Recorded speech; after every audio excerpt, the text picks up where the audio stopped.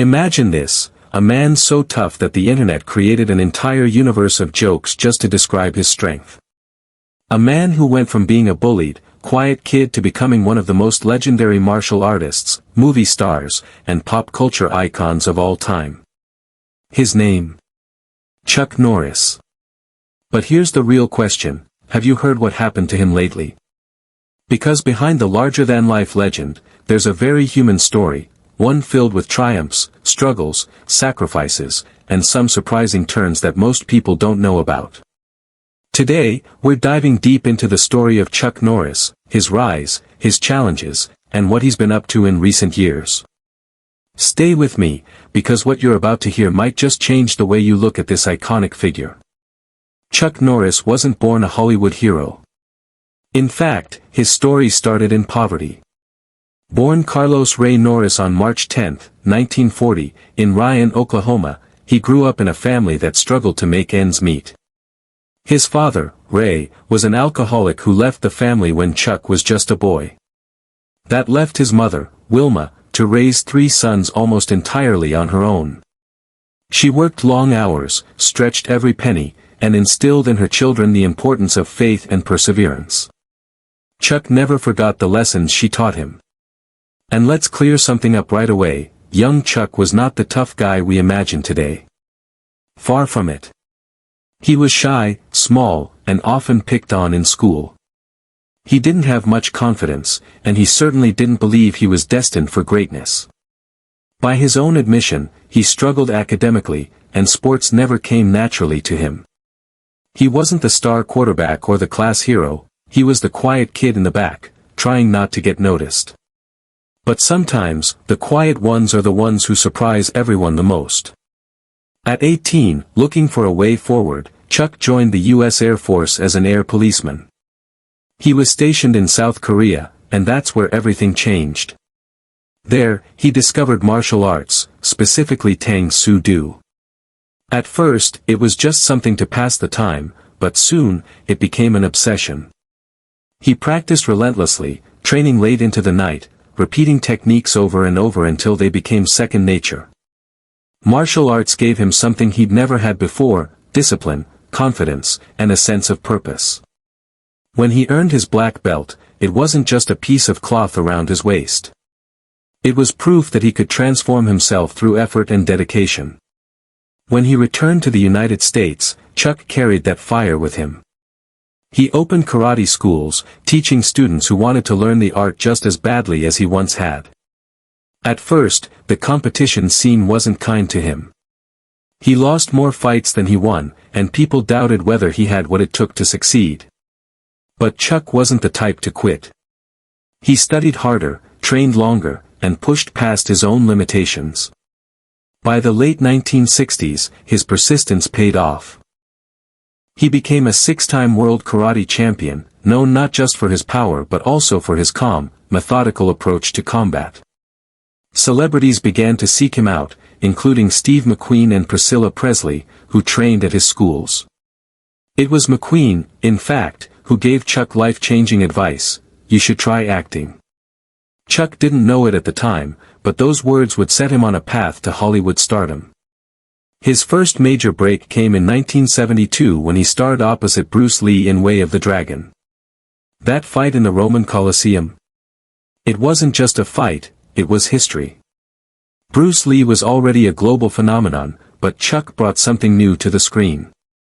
Their duel wasn't about good versus bad, it was about 2 masters showcasing their art in the most cinematic way possible. To this day, it's considered one of the most iconic martial arts scenes ever filmed. That single role cemented Chuck's reputation as more than a karate champion. He was now an action star. The 70s and 80s saw Chuck headline film after film: Good Guys Wear Black, Code of Silence, The Octagon, and the Missing in Action series. His characters were tough, unshakable men who fought against impossible odds, and always came out on top. Audiences loved it. To them, Chuck Norris wasn't just acting. He was embodying something real: courage, grit, and moral clarity. He wasn't flashy like some other action stars of the era. His appeal was in his quiet strength, the sense that he didn't need to yell to command a room. Then came the role that turned him into a legend, Cordell Walker in Walker, Texas Ranger. Premiering in 1993, the show ran for 8 seasons and became one of the defining action dramas of the 90s. Chuck played a Texas lawman who combined martial arts with traditional justice, teaching lessons about respect, responsibility, and doing the right thing. Families tuned in together each week, and the show developed a loyal fan base across the globe. What made Walker special wasn't just the action sequences. It was the way the stories reflected Chuck's real-life values, faith, patriotism, and integrity.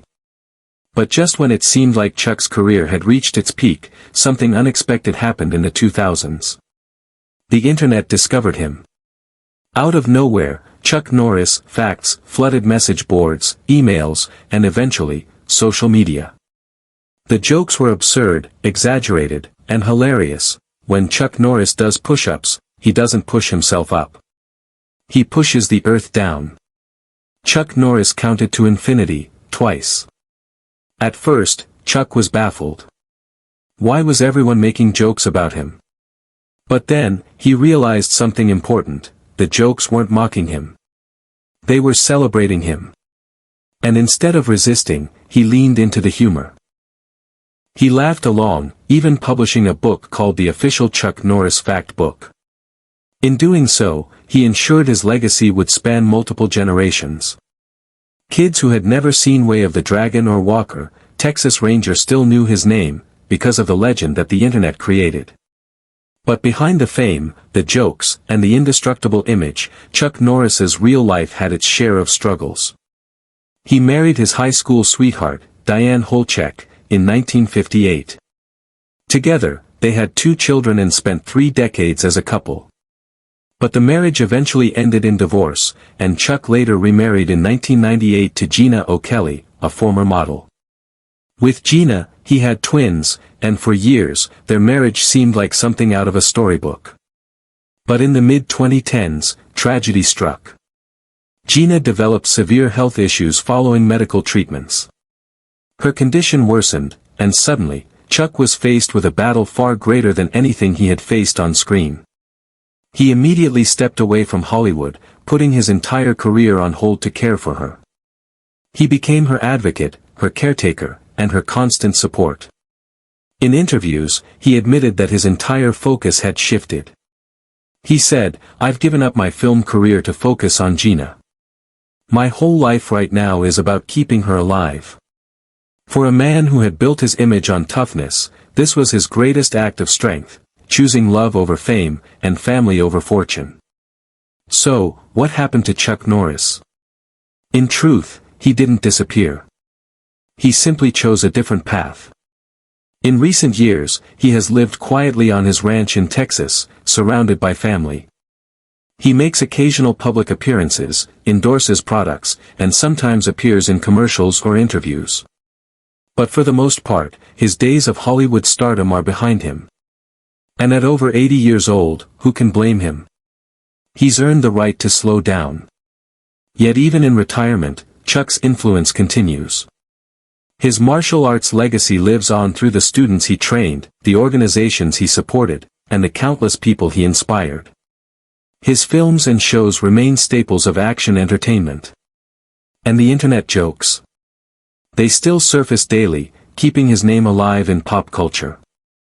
More importantly, his story, of a shy, insecure boy who became a world champion, a movie star, and a cultural icon, reminds us all of what's possible when you refuse to quit. Because in the end, Chuck Norris's legacy isn't just about karate, or movies, or memes. It's about resilience. It's about the power of transformation. It's about showing that real toughness isn't measured by how many punches you can throw, but by how much love, integrity, and perseverance you carry when life tests you. So, have you heard what happened to Chuck Norris? He didn't fade away. He didn't collapse under the weight of age or fame. He made a choice to live for his family, to honor his values, and to continue inspiring people in a quieter, but no less powerful way. And maybe, just maybe, that's the greatest Chuck Norris fact of all. Because when the lights dim and the cameras stop rolling, the true measure of a man is not the legend that others create around him, it's the legacy he leaves in the hearts of those who knew him, loved him, and learned from his example. And by that measure, Chuck Norris remains one of the toughest men alive.